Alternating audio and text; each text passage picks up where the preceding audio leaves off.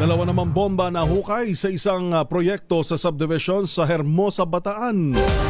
Alamin natin ang detalye mula kay RH37, Danny Kumilang. Danny. Magandang umaga, Pilipinas Report! Alas 9:30 ng umaga kahapon ng mahukay ang isang bomba sa isang project sa subdivision sa Barangay Mambog, Hermosa, Bataan. Sa ulat ng Hermosa PNP, iniulat itong nadiskubre ang 2 peraso ng bomba sa pulisya ng isang 27 anyos na land developer engineer. Habang nagpapatakbo umano ng excavator sa subdivision sa ginagawang project sa lugar, ay aksidente itong nahukay na agad namang ipinatigil ang operator.